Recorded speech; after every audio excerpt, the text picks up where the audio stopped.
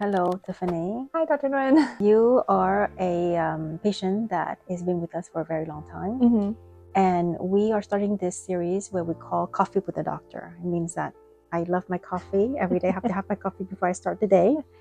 And what it's meant to do is more so to give you the ability to talk about your experience, about your journey, and that can help other people make decisions as well and have a little bit of more understanding from the patient point of view.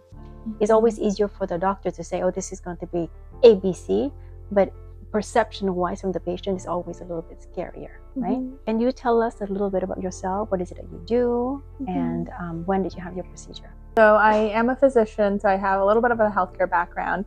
I did my procedure about a year and a half ago in November of 23. It has been a life-changing experience. It was such a seamless experience, honestly, just from pre-op, post-op. Recovery was so quick. I think I was 20/20 vision, like day 2 post-op. You and I work in the same hospital, right? Yeah. Do we ever cross paths in the hospital? I may have called you on consult when I was an intern, like several years ago. This was before I met you for consultation, but I think I remember it might have been a consult. We both work at Innova. Yeah. Now you are going to be going with more training, is that correct? Yeah. I'm doing a geriatrics fellowship at Hopkins next year. Congratulations. But just down the street, so not too far.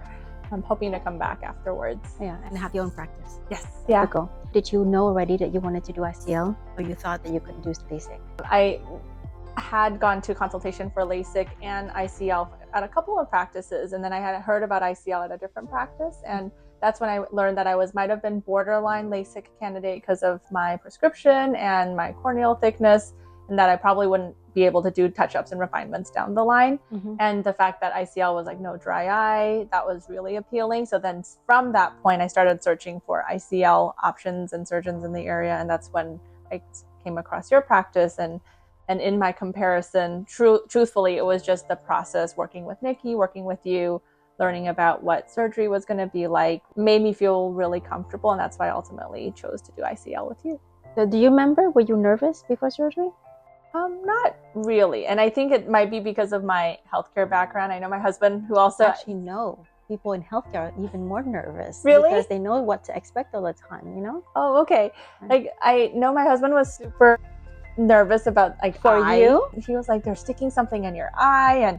And I guess I was just thinking, oh, this sounds like a walk in the park, but we'll come back to him later because he did end up having surgery as well. Yeah. But I remember on the day of surgery, he was nervous for you also. Is that correct? My mother was here. My whole family was more nervous than I was. Yeah.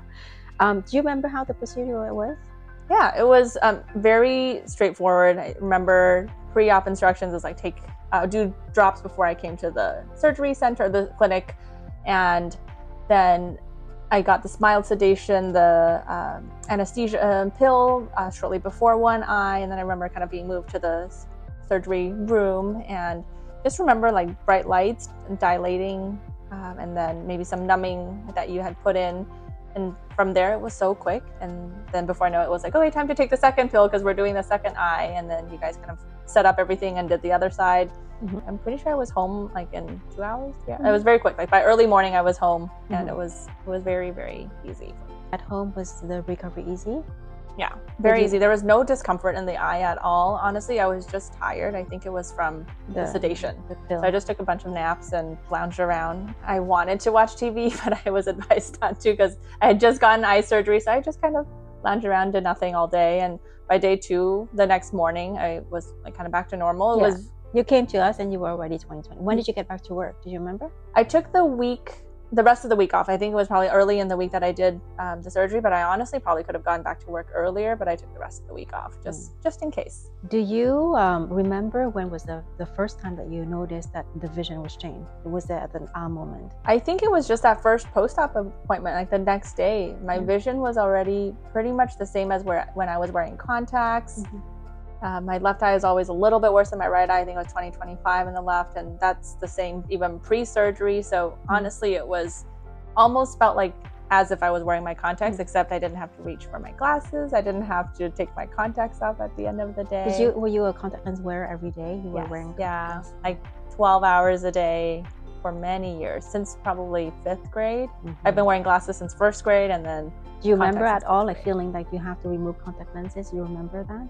Yes, there was still a habit. And the first few weeks, I was like, I think I wanted to remember, like, I feel like I need to take off something, but I didn't need to. And then reaching for the glasses when I wake up, that was still a habit I had to get rid of. But So- now I don't even remember what glasses is like anymore. Do you need any hobbies that you felt that helped after having this procedure? I think going swimming. So Yeah. we were going on a trip to Tanzania, my husband and I, and my husband wanted to be able to jump in the water, go out, like not worry about sand getting into his eyes. What did you do before with when you go in the water? Do you wear contact lenses? Yeah, and then goggles, and frequently the water gets into the goggles. Yeah. Do you have anything that you would like the potential patient to know before surgery? You did a really good job explaining. Both you and Nikki walked me through in the pre-op what would happen, the actual procedure, what you do, dilating the eyes, and then putting in the lens, and then post-op, checking in on me the same day, the next day, the week after. So your husband later on now want to have something done. Mm-hmm. So I remember that when we started, we said that we can do voice, Yep. and said that we rather do ICL. Yeah. What was the reason? It was I think a dry eye piece. Not having to worry about dry eye after the procedure was a huge selling point for him, and the fact that it was kind of could be reversible if something changes down the line, and we're not making permanent changes to his eye. That was appealing to him, and I know he was more prone to dry eye to begin with, so he was more worried about that. So that then probably because he saw me go through it and that I had such good outcomes, he figured you should do the same Your thing. father was also a walk in the park. Yeah. But both of you were just the next day back in the world, coming in and smiling, and Yep. what you think was your procedure again? For sure, 100%.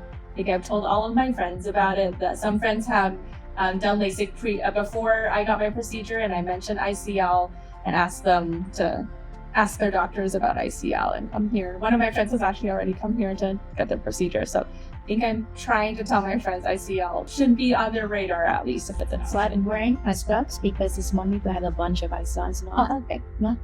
A lot of people want that procedure, especially it's very common and body looking for the pension. That makes sense, yeah.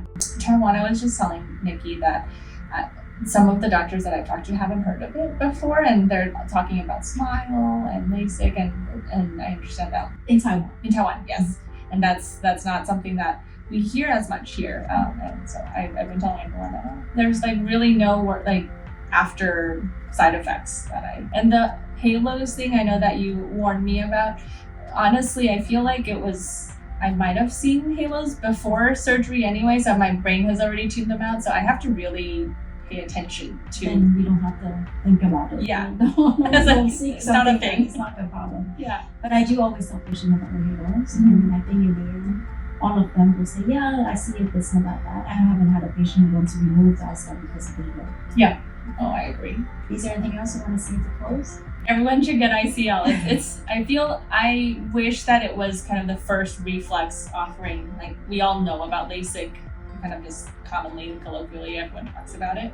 It's done in the office, so Yes. it's the same people that we've always seen Yeah. when you come in for your evaluation. Exactly. Well, I thank you for coming to talk to us, and then congratulations on your next adventure with Thanks. Hopkins.